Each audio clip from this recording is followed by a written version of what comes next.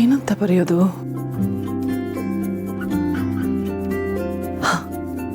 Dance, DANS. ಅರೆ, ಅದು DANCನಾ? ಎಲ್ಲ ಮರ್ತೋಗಿದೆ. 8ನೇ ಕ್ಲಾಸಲ್ಲಿ ಇಂಗ್ಲೀಷಲ್ಲಿ 73 ಅಂಕ ತಗೊಂಡಿದ್ದೆ ಸುಳ್ಳು.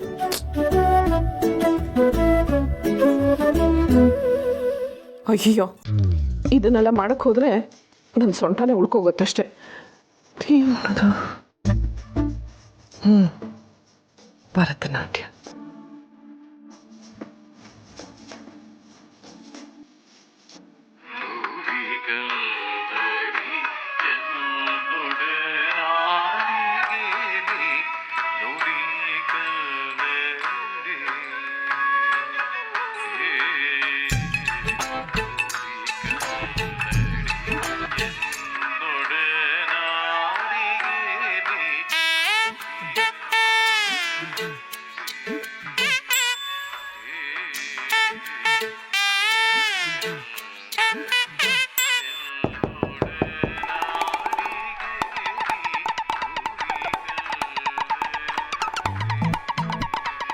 ಈಗ ಸೌಂಡ್ ಕಮ್ಮಿ ಮಾಡೋದು ಗೊತ್ತಾಗ್ತಾ ಇಲ್ವಲ್ಲ?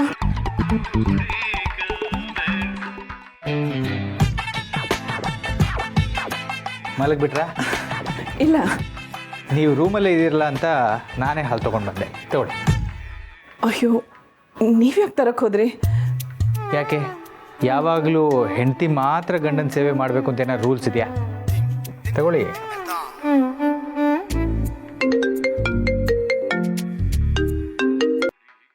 Hello. No, not now. I am a little busy right now. Will talk to you tomorrow. ಏನಂದ್ರಿ ನೀವು ಅವ್ರಿಗೆ? ಏನಿಲ್ಲ, ಯಾರೋ ಶೋ ಬಗ್ಗೆ ಮಾತಾಡಬೇಕು ಅಂದರು. ಈಗ ಬ್ಯುಸಿ ಇದ್ದೀನಿ, ನಾಳೆ ಮಾತಾಡ್ತೀನಿ ಎಂದೆ. ಯಾಕೆ? ಟಾಕ್ ಟು ಟುಮಾರೋ ಅಂದರೆ ನಾಳೆ ಮಾತಾಡ್ತೀನಿ ಅಂತನಾ? ಟಾಕ್ ಟು ಟುಮಾರೋ ಅಂದರೆ ನಾಳೆ ಜೊತೆ ಮಾತಾಡೋದು ಅಂತ.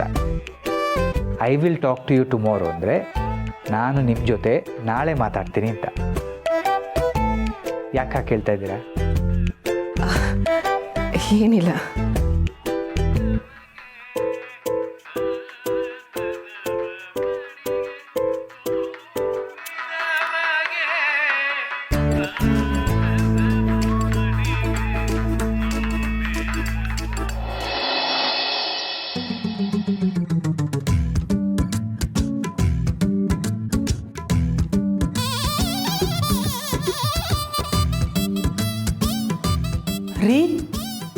ರೀ ಏನ್ರಿ ಯೋಚನೆ ಮಾಡ್ತಿದ್ದೀರಾ? ಇನ್ನು ಎಷ್ಟು ದಿನ ಇಲ್ಲಿರೋದು? ಮಾತಾಡೆ, ಎಷ್ಟು ಸಲ ಹೇಳೋದು? ಏನು ತೊಂದರೆ ಆಗಿದೆ ನಿಮ್ಗೆ ಈ ಮನೇಲಿ?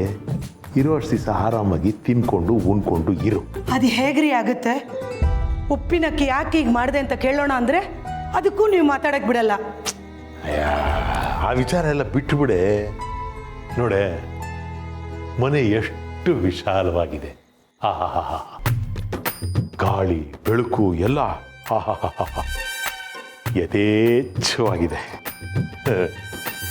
ಇರೋ ಅಷ್ಟು ದಿವಸ ಈ ಮನೆಯಲ್ಲಿ ಆರಾಮಾಗಿ ತಿನ್ಕೊಂಡು ಉಣ್ಕೊಂಡು ಇರಬೇಕು ಅಷ್ಟೇ.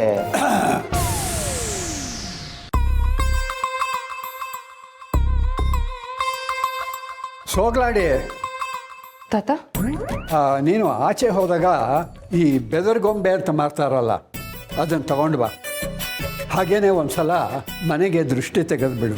ಯಾಕೋ ಈ ಮನೆಗೆ ಯಾರ್ದೋ ಕೆಟ್ಟ ದೃಷ್ಟಿ ಬೀಳ್ತಿದೆ ಅನಿಸುತ್ತೆ. ಆಯ್ತು ತಾತ. ನಾನು ಕಣ್ಣು ಹಾಕಿದ್ದಾಗಲೇ ಗೊತ್ತಾಗೋಯ್ತು. ಕಿಲಾಡಿ ಮುದುಕ. ದತ್ತವ್ರೆ, ನೀವು ಇಷ್ಟು ದೊಡ್ಡ ಮನೆ ಕಟ್ಟೋವಾಗಲೇ ಸ್ವಲ್ಪ ಯೋಚನೆ ಮಾಡಬೇಕಾಗಿತ್ತು. ಇದ್ರ ಮೇಲೆ ಇನ್ನೆರಡು ಫ್ಲೋರ್ ಹಾಕ್ಬಿಟ್ಟಿದ್ದಿದ್ರೆ ಬಾಡಿಗೆ ದುಡ್ದಿರೋದಲ್ವಾ? ಈ ಮನೇನ ನಾನು ನನಗೋಸ್ಕರ ಕಟ್ಟಿಸ್ಕೊಂಡಿದ್ದು, ಕಂಡವ್ರಿಗೋಸ್ಕರ ಅಲ್ಲ.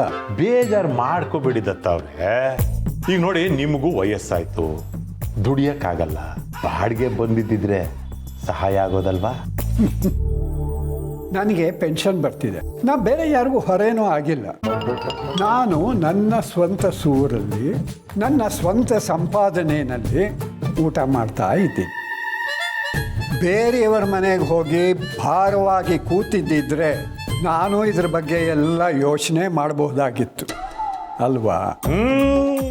ಭಾಳ ಚೆನ್ನಾಗಿ ಮಾತಾಡ್ತೀರ. ಮಾತಾಡು ಹೇಗೂ ವಯಸ್ಸಾಗಿದೆ. ಇನ್ನು 2 ವರ್ಷಕ್ಕೆ ಗ್ಯಾರಂಟಿ ಮೂಲೆ ಸೇರ್ಕೊಂಡ್ಬಿಡ್ತೀಯ. ಆಮೇಲೆ ಈ ಮನೇನ ಹೇಗೆಲ್ಲ ಪಟಾಯಿಸಬೇಕು ಅಂತ ನನಗೆ ಚೆನ್ನಾಗಿ ಗೊತ್ತು.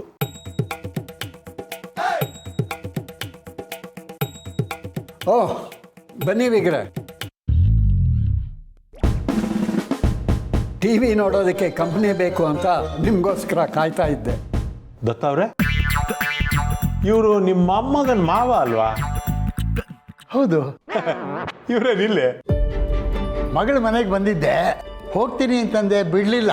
ದತ್ತ ನನ್ನ ಮಗಳು ಉಳಿಸ್ಕೊಂಡ್ರು, ಅದಕ್ಕೆ ಇದ್ದೀನಿ.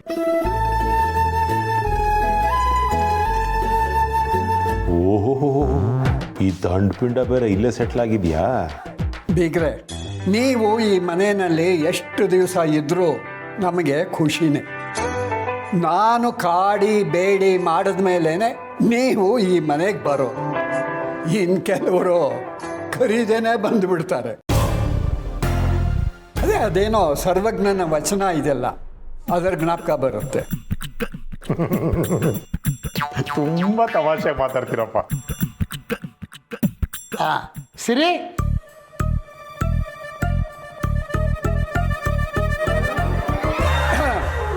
ಟಿ ವಿ ನೋಡಿದ್ರೆ ಒಂದು ದಿನಕ್ಕೆ 50 ರೂಪಾಯಿ ಬಾಡಿಗೆ ಕೊಡಬೇಕು. ಅಯ್ಯೋ, ಈ ರಿಮೋಟ್ ಮೇಲೆ ವಿಪರೀತ ಧೂಳಿತ್ತು, ಅದನ್ನು ಒರ್ಸೋಣ ಅಂತ ತಗೊಂಡೆ ಅಷ್ಟೇ. ನಾನು ಟಿವಿ ಗಿವಿ ಎಲ್ಲ ನೋಡೋದೇ ಇಲ್ಲಪ್ಪ, ಕಣ್ಣುಗೊಳ್ಳೇದಲ್ಲ.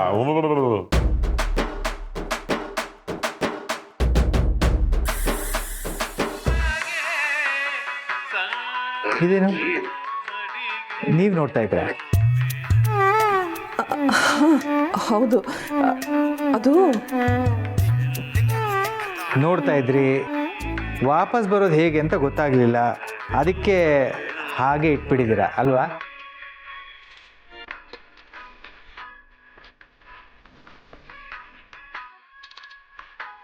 ಈಗ ನೋಡಿ, ಇದನ್ನ ಪಾಸ್ ಮಾಡಿ, ಚಿಕ್ಕದು ಮಾಡಿ,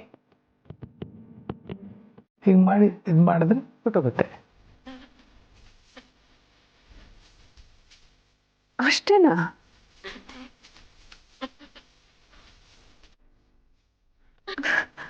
ಅರೆ ಆಯ್ತು. ಎಸ್, ಹಾಗೆ. That's like a good girl. ಹಾಗಂದ್ರೆ ಜಾಣೆ ಅಂತ.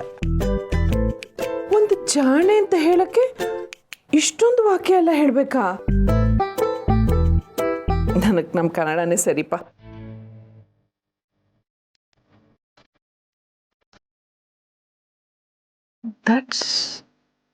That's like a good girl. That's ರಿಮೋಟ್ನ ಗೊಬ್ಬ ಟವಲಲ್ಲಿ ಬರ್ಸೋಕೆ ಹೋಗಬೇಡ. ಸೋಪ್ ಖರ್ಚಾಗತ್ತೆ ಅಂತ ಅದೆಷ್ಟು ದಿವಸ ಆಗಿದೆಯೋ ಏನು ಕಥೆ ಅದನ್ನು ಹೋಗುದು. 6 ತಿಂಗಳು, 6 ದಿನದಿಂದ ಒಗೆದಿದ್ದು, ಬೆವರು ಬಿಟ್ಟು ಬೇರೆ ಏನು ಒರೆಸ್ಕೊಳ್ಳಲ್ಲ, ಏಕ್ದಮ್ ಫ್ರೆಶ್. ಬೆವರು ವಾಸನೆ ಕೂಡ. ತಾತ, ಇವ್ರ್ಯಾಕೆ ಇಲ್ಲಿಗೆ ಬಂದಿದ್ದಾರೆ? ಏಯ್ ಸಂಧ್ಯಾ, ನೀನು ಯಾಕೆ ಮತ್ತೆ ಇಲ್ಲಿಗೆ ಬಂದೆ? ಅವತ್ತು ಅವಮಾನ ಮಾಡಿದ್ದು ಸಾಲ್ದ? ಅಣ್ಣ, ನಮ್ಮ ಪರಿಸ್ಥಿತಿ ಗೊತ್ತಾದ್ರೆ ನೀನೇ ಕಣ್ಣೀರು ಹಾಕ್ತೀಯ ಅಣ್ಣ. ನೋ ವೇ, ನಿನ್ನನ್ನು ನೋಡಿ ಯಾವತ್ತೂ ನಾನು ಕಣ್ಣೀರು ಹಾಕಲ್ಲ. ತಾತ, ಇದ್ಯಾ ಹೊಸ ನಾಟಕ? ಗತಿ ಕೆಟ್ಟವರು ಅಂತ ನಾಟಕದ ಹೆಸರು. ನಿರ್ದೇಶನ ಜುಗ್ಗಾ ಜಗನ್ನಾಥ್. ಇನ್ನು ತಾರಾಗಣ ಎಲ್ಲ ಗೊತ್ತಲ್ಲ ನೀನು. ಏನು ಹೇಳ್ತಾ ಇದ್ದೀರಾ ತಾತ? ಇನ್ಮೇಲೆ ಇವರೆಲ್ಲ ಇಲ್ಲೇ ಇರ್ತಾರ? ಎಲ್ಲ ಹೇಳ್ತೀನಿ ನಿನಗೆ. ಹೌದಪ್ಪ, ನಾವು ಇನ್ನು ಸ್ವಲ್ಪ ದಿವಸ ಇದೇ ಮನೇಲಿ ಇರ್ತೀವಿ. ನಮ್ಮನೆ ಸ್ವಲ್ಪ ಸಮಸ್ಯೆ ಆಗ್ಬಿಟ್ಟಿದೆ. ಪಾಪ ನಮ್ಮ ಮನೆಯವರೆಲ್ಲ ಬೀದಿಗೆ ಬಿದ್ದು ಹೋಗ್ತೀವಲ್ಲ ಅಂತ ದತ್ತ ಅವರು ದೊಡ್ಡ ಮನಸ್ಸು ಮಾಡಿ ಈ ಮನೇಲಿ ನಾವಿರೋದಕ್ಕೆ ಅಂತ ಸ್ವಲ್ಪ ಜಾಗ ಮಾಡಿಕೊಟ್ಟಿದ್ದಾರೆ. ನೆಗೆದು ಬಿತ್ತು ದೊಡ್ಡ ಮನ್ಸತ್ತು ನೆನಪಿದೆಯಲ್ವಾ ಕಂಡೀಷನ್ಸು. ಅಲ್ಲ ತಾತ, ಇಷ್ಟು ಜನ ಇಲ್ಲೇ ಇರ್ತಾರೆ ಅಂದ್ರೆ ಹೇಗಿರ್ತಾರೆ?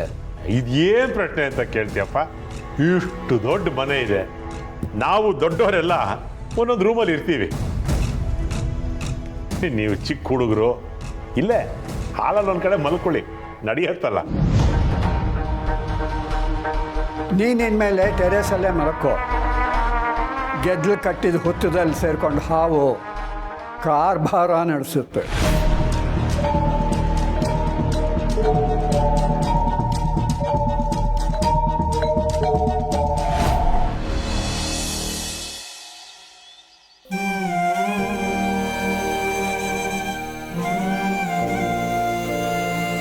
ಮಾಧವ್ ಅವರೇ,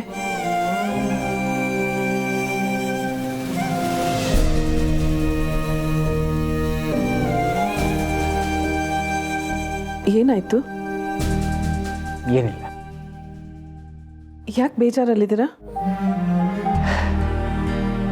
ಚೆಕ್ ತುಳಸಿವ್ರೆ, ಅವತ್ತು ಅನಾಥಾಶ್ರಮದವರು ಮನೆಗೆ ಬಂದಿದ್ದಾರಲ್ಲ, ಅವರಿಗೆ ಚೆಕ್ ತೊಗೊಂಡೋಗಿ ಕೊಟ್ಟೆ, ಅವರು ತಗೊಳ್ಳಿಲ್ಲ. ಯಾಕೆ ಮಾಧವ್ ಅವರೇ? ಯಾಕೂ ಇಲ್ಲ, ಆ ವಿಷಯ ಬಿಡಿ. ನನಗೆ ಗೊತ್ತು, ನಾನು ಅವತ್ತು ಅವ್ರನ್ನ ಹಾಗೆ ಪ್ರಶ್ನೆ ಮಾಡಿದ್ದಕ್ಕೆ ಅವ್ರಿಗೆ ನನ್ನ ಮೇಲೆ ಇನ್ನೂ ಬೇಜಾರು ಹೋಗಿಲ್ಲ ಅಲ್ವಾ? ಹೌದು ತುಳಸಿಯವರೇ, ಅವರು ಅದನ್ನು ತುಂಬ ಮನಸ್ಸಿಗೆ ತಗೊಂಡಿದ್ದಾರೆ. ನಿಜ ಹೇಳಬೇಕಂದ್ರೆ ಅವ್ರ ಆಶ್ರಮ ನಡೀತಾ ಇದ್ದಿದ್ದೆ ನಮ್ಮ ಮನೆಯಿಂದ ಕೊಡೋ ದುಡ್ಡಿಂದ. ಈಗ ಅವ್ರಿಗೆ ತುಂಬ ಖರ್ಚಿದೆ, ಅವ್ರ ಹತ್ರ ದುಡ್ಡಿಲ್ಲ. ಆದರೂ ಯಾಕೋ ನಾವು ಕೊಟ್ಟರು ಅವರು ತಗೊಳಕ್ಕೆ ರೆಡಿ ಇಲ್ಲ. ಛೇ, ಎಂಥ ಕೆಲಸ ಆಗೋಯ್ತು. ನಾನು ತುಂಬ ದೊಡ್ಡ ತಪ್ಪು ಮಾಡಿಬಿಟ್ಟೆ. ಚಿಂತೆ ಮಾಡಬೇಡಿ, ನಾನು ಹೇಗಾದರೂ ಮಾಡಿ ನನ್ನ ಫ್ರೆಂಡ್ಸ್ ಕಡೆಯಿಂದನಾದರೂ ಅವರಿಗೆ ಹೆಲ್ಪ್ ಮಾಡಿಸ್ತೀನಿ. ನನ್ನಿಂದ ಇಷ್ಟೊಂದು ಸಮಸ್ಯೆ ಆಗಿದೆ ಅಲ್ವಾ, ನಾನೇ ಹೇಗಾದರೂ ಮಾಡಿ ಇದನ್ನು ಸರಿ ಮಾಡೋದಕ್ಕೆ ಪ್ರಯತ್ನ ಪಡ್ತೀನಿ. ಅದು ಏನಾಗುತ್ತೋ ಆಗಲಿ, ಈ ಚೆಕ್ನ ನಾನೇ ಅವ್ರಿಗೆ ತಲುಪಿಸ್ತೀನಿ. ಪರವಾಗಿಲ್ಲ ತುಳಸಿಯವರೇ, ನೀವು ಅಲ್ಲಿಗೆ ಹೋಗೋದು ಬೇಡ. ನಾನೇ ಹೇಗಾದರೂ ಇನ್ನೊಂದ್ಸಲ ಹೋಗಿ ಅವರಿಗೆ ಕನ್ವಿನ್ಸ್ ಮಾಡ್ತೀನಿ. ನಿಮ್ಮ ಮಾತು ಕೇಳಲಿಲ್ಲ ಅಂದ್ರಲ್ಲ ಮಾಧವ್ ಅವರೇ, ಅವ್ರು ನನಗೆ ಅವಮಾನ ಮಾಡಿದ್ರು ಪರವಾಗಿಲ್ಲ, ನಾನೇ ಹೋಗಿ ಬರ್ತೀನಿ. ಬೇಡ ಬೇಡ, ನೀವು ಅಲ್ಲಿಗೆ ಹೋಗೋ ಹಾಗಿಲ್ಲ. ಯಾಕೆ? ಅಂದರೆ ನಾನೇ ಹೋಗಿ ಬರ್ತೀನಿ ಅಂತ.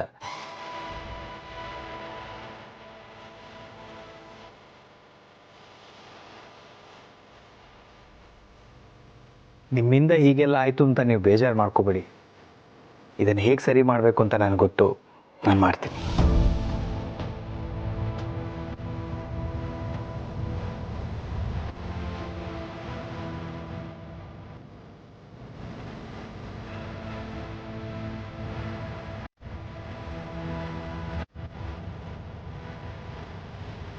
ಅವರೇನೋ ಸರಿ ಮಾಡ್ತೀನಿ ಅಂತಾರೆ, ಆದರೆ ನನ್ನಿಂದ ಇಷ್ಟೆಲ್ಲ ಆಗಿದ್ದು ಅನ್ನೋದಂತೂ ಸತ್ಯ. ನಾನೇ ಇದನ್ನು ಸರಿ ಮಾಡಬೇಕು.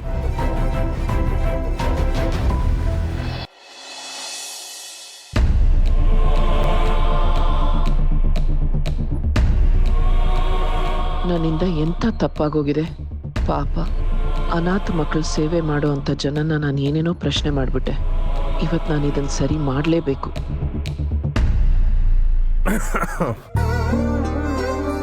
ಮೇಡಮ್, ನೀವು ಹೇಳೋ ಲೊಕೇಶನ್ಗೆ ಹೋಗೋಕ್ಕೆ ಇನ್ನೂ 10 ನಿಮಿಷ ಇದೆ.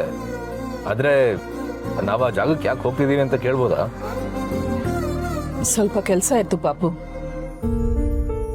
ನನ್ನಿಂದ ಒಂದು ತಪ್ಪಾಗಿತ್ತು, ಅದನ್ನು ಸರಿ ಮಾಡಕ್ಕೆ ಹೋಗ್ತಾ ಇದ್ದೀನಿ.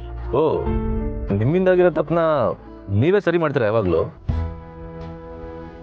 ಯಾಕೆ ಪಾಪು ಹಾಗೆ ಕೇಳ್ತಾ ಇದೆಯಾ?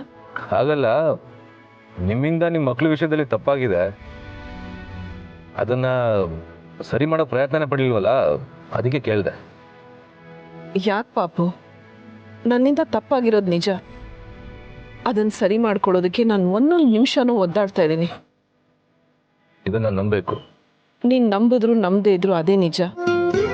ನಿನ್ನ ಮನಸ್ಸಿಗೆ ನೋವಾಗಿದೆ ಅನ್ನೋ ಪಶ್ಚಾತ್ತಾಪ ನನಗಿದೆ. ಆದರೆ ನಿನಗೆ ನನ್ನ ಮೇಲೆ ಕರುಣೆನೇ ಇಲ್ವಲ್ಲ? ಅಯ್ಯಯ್ಯೋ, ನಿಮ್ಮನ್ನ ಕರುಣೆಯಿಂದ ನೋಡೋಷ್ಟು ದೊಡ್ಡ ಮನುಷ್ಯ ನಾನಲ್ಲ ಮೇಡಮ್. ನೋಡಿ ಹೇಗೆ ಮಾತಾಡ್ತಾ ಇದೀಯಾ. ನೀನು ಏನೇ ಹೇಳಿದ್ರು ನಮ್ಮನೆಯಲ್ಲಿ ನನ್ನ ಮೇಲೆ ಆರೋಪ ಬಂದಾಗ ನೀನು ನನ್ನ ಬೆನ್ನ ಹಿಂದೆ ನಿಂತಿದ್ಯಾ. ನೀನು ನನ್ನನ್ನು ಅಮ್ಮ ಅಂತ ಕರೀದೇ ಇದ್ರು ನಿನ್ನ ಮನಸ್ಸಲ್ಲಿ ಇನ್ನೂ ಅಮ್ಮನ ಸ್ಥಾನ ಇದೆ ಅನ್ನೋದೇ ನನಗೆ ಸಮಾಧಾನ. ಸಾಕು ನನಗೆ. ಇನ್ನೇನು ನಾವು ರೀಚ್ ಆಗ್ತೀವಿ, ಮಾತು ಸಾಕಲ್ವಾ? ಸರಿ, ಬೇರೆ ವಿಷಯ ಮಾತಾಡ್ತೀನಿ. ಮನೇಲೆಲ್ಲರೂ ಹೇಗಿದ್ದಾರೆ? ಮಾವ, ಸಿರಿ ಎಲ್ಲರೂ ಆರಾಮ? ದೇವ್ರ ದಯೆಯಿಂದ ಎಲ್ಲರೂ ಚೆನ್ನಾಗಿದ್ದಾರೆ. ಆಮೇಲೆ ಇನ್ನೊಂದು ವಿಷಯ, ಹೀಗೆ ಕೇಳ್ತೀನಿ ಅಂತ ಏನೋ ಅನ್ಕೋಬೇಡ. ನಿನಗೆ ಸಂಬಳ ಎಲ್ಲ ಸರಿಯಾಗಿ ಬರ್ತಾ ಇದೆಯಾ? ಅದು ನಿನಗೆ ಸಾಲ್ತಾ ಇದೆಯಾ? ಅಯ್ಯೋ, ಬೇಜಾನಾಯ್ತು ಮೇಡಮ್. ನಮ್ಗೇನು ಶ್ರೀಮಂತರ ಥರ ಅರಮನೆನೇನು ಬೇಕಿಲ್ಲ, ಗುಡ್ಸ್ಲಿದ್ರು ನಡೆಯುತ್ತೆ. ಪೃಷ್ಠಾನೇ ಬೇಕು ಅಂತೇನಿಲ್ಲ, ಗಂಜಿ ಕುಡಿದ್ರು ನಿದ್ದೆ ಬರುತ್ತೆ. ಕೆಲವರು ಅರಮನೆಯಲ್ಲಿದ್ರು ಕೊರಗ್ತಾ ಇರ್ತಾರೆ. ಹಣೆ ಬರ. ನೀನು ಹೇಳ್ದಾಗೇನೆ ಹಣೆ ಬರಹ. ಏನ್ ಮಾಡಕ್ಕಾಗತ್ತೆ ಹೇಳು? ಕೆಲವೊಂದ್ಸಲ ಹಣೆ ಬರನ ನಾವೇ ಬರ್ಕೋತೀವಿ, ಅದೇ ಸಮಸ್ಯೆ. ಹೋಗ್ಲಿ ಬಿಡಿ, ನೀವು ಹೇಳಿದ ಅಡ್ರೆಸ್ ಬಂತು.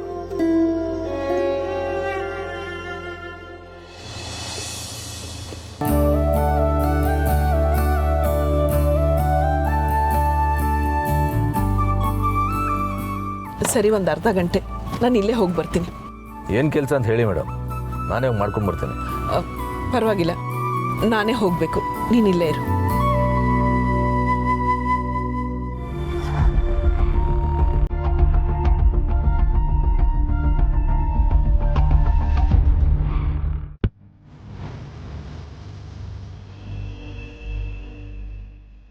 ನಮಸ್ತೆ. ಏನಿಶಾ? ನಿಮ್ಮ ಹತ್ರ ಸ್ವಲ್ಪ ಮಾತಾಡಬೇಕಿತ್ತು. ಹೇಳಿ. ನನ್ನಿಂದ ತುಂಬ ದೊಡ್ಡ ತಪ್ಪಾಗಿದೆ, ಅದಕ್ಕೆ ಕ್ಷಮೆ ಕೇಳೋಣ ಅಂತ ಬಂದೆ.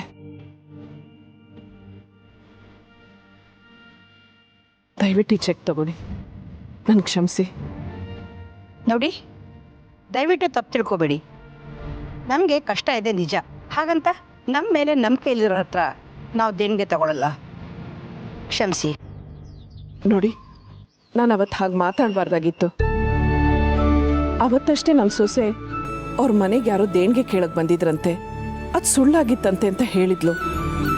ಅದೇ ನನ್ನ ತಲೆಯಲ್ಲಿತ್ತು, ಅದಕ್ಕೆ ಹಾಗೆಲ್ಲ ಹೇಳಿಬಿಟ್ಟೆ. ಎಲ್ಲರೂ ಒಂದೇ ಥರ ಇರಲ್ಲ ಅಲ್ವಾ?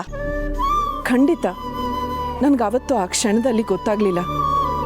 ನನಗೆ ನಿಮ್ಮ ಮೇಲೆ ನಂಬಿಕೆ ಇರಲಿಲ್ಲ ಅಂದರೆ ನಾನು ಇಲ್ಲಿವರೆಗೂ ಬರೋ ಪ್ರಯತ್ನನೇ ಮಾಡ್ತಾ ಇರಲಿಲ್ಲ ಅಲ್ವಾ? ಕೆಲವೊಂದು ಸಲ ಗೊತ್ತಿಲ್ಲದೆ ತಪ್ಪಾಗತ್ತೆ. ನಾನು ಅದನ್ನು ತಿದ್ಕೊಳ್ಳೋಕ್ಕೆ ಪ್ರಯತ್ನ ಪಡ್ತಾ ಇದ್ದೀನಿ. ದಯವಿಟ್ಟು ಒಂದು ಅವಕಾಶ ಕೊಡಿ. ಪರವಾಗಿಲ್ಲ ಬಿಡಿ. ನಾನು ಜಾಸ್ತಿ ಓದ್ಕೊಂಡವಳಲ್ಲ, ಹೊರಗಿನ ಪ್ರಪಂಚದ ಜ್ಞಾನ ಅಷ್ಟಾಗಿಲ್ಲ. ಮಾಧವ್ ಅವ್ರ ಮನೆಗೆ ಬಂದು ತುಂಬ ದಿನ ಆಗಿಲ್ಲ. ಅದು ಅಲ್ಲದೆ ನಿಮ್ಗಳ ಬಗ್ಗೆ ನನಗೆ ಗೊತ್ತೂ ಇರಲಿಲ್ಲ. ಅದಕ್ಕೆ ಏನೇನೋ ಮಾತಾಡ್ಬಿಟ್ಟೆ. ಅದ್ರ ಬಗ್ಗೆ ನನಗೆ ಪಶ್ಚಾತ್ತಾಪ ಇದೆ. ದಯವಿಟ್ಟು ಕ್ಷಮಿಸಿ. ಆಯಿತು. ನಿಮ್ಮನ್ನು ನೋಡಿದಾಗಲೇ ಅಂದ್ಕೊಂಡೆ ನಿಮ್ಮ ಮನಸ್ಸಲ್ಲಿ ಕಲ್ಮಶ ಇಲ್ಲ ಅಂತ. ಹಾಗಿದ್ದಾಯ್ತು ಬಿಡಿ, ನಾವು ನಿಮ್ಮನ್ನು ಕ್ಷಮಿಸಿದ್ದೀವಿ. ತುಂಬ ಸಂತೋಷಮ್ಮ. ತಗೊಳ್ಳಿ ಚೆಕ್ಕು. ಆದರೆ ಚೆಕ್ ತಗೊಳ್ಳೋದಕ್ಕೆ ನಮ್ಗೆ ಯಾಕೋ ಮನಸ್ಸಾಗ್ತಾ ಇಲ್ಲ. ಹಾಗಂದ್ರೆ ಹೇಗೆ? ನೀವಿಲ್ಲಿರೋ ಮಕ್ಕಳಿಗೋಸ್ಕರನಾದರೂ ಈ ಚೆಕ್ ತಗೊಳ್ಳೇಬೇಕು. ಇಲ್ಲ ಅಂದರೆ ನಾನು ಇಲ್ಲೇ ಉಪವಾಸ ಕೂರ್ತೀನಿ. ಎದ್ದೇಳಿ, ಏನು ಮಾಡ್ತಿದ್ದೀರಾ ನೀವು? ಎದ್ದೇಳಿ. ಎಷ್ಟು ಒಳ್ಳೆ ಮನಸ್ಸಿದೆ ನಿಮಗೆ. ಕ್ಷಮಿಸ್ಬಿಡಿ, ನಾನು ಹೊರಟಾಗಿ ನಡ್ಕೊಂಡ್ಬಿಟ್ಟೆ. ಕುಡಿ. ತುಂಬ ಥ್ಯಾಂಕ್ಸ್. ಸದ್ಯ ನನಗೆ ಈಗ ಸಮಾಧಾನ ಆಯಿತು. ಇನ್ಮೇಲೆ ನೀವು ಯಾವಾಗ ಬೇಕಾದರೂ ನಮ್ಮ ಮನೆಗೆ ಬರ್ಬೋದು, ಏನು ಸಹಾಯ ಬೇಕಾದರೂ ಕೇಳ್ಬೋದು. ಖಂಡಿತ. ಸರಿ, ಹಾಗಾದರೆ ನಾನಿನ್ನು ಬರ್ತೀನಿ. ಅಯ್ಯೋ, ಹಾಗಂದ್ರೆ ಹೇಗೆ? ಮೊದಲನೇ ಸಲ ನಮ್ಮ ಆಶ್ರಮ ಬಂದಿದ್ದೀರಾ, ಕಾಫಿ ಕುಡ್ಕೊಂಡೇ ಹೋಗ್ಬೇಕು. ಶಾರದಾ, ಕಾಫಿ ತೊಗೊಂಬ. ಸರಿ, ಬನ್ನಿ ಬನ್ನಿ.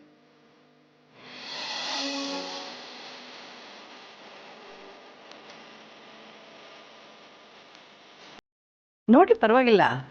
ನಮ್ಮ ಆಶ್ರಮದಲ್ಲಿ ಬೆಳೆದಂಥ ಎಲ್ಲ ಮಕ್ಕಳ ಫೋಟೋಸು ಅದರಲ್ಲಿದೆ.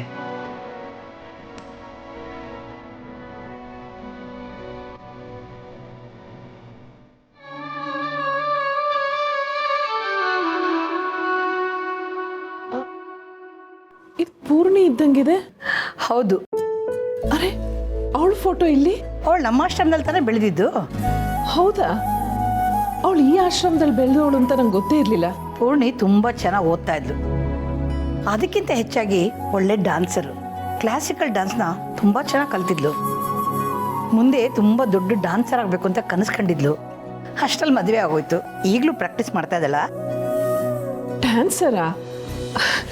ನನಗೆ ಗೊತ್ತೇ ಇರಲಿಲ್ಲ.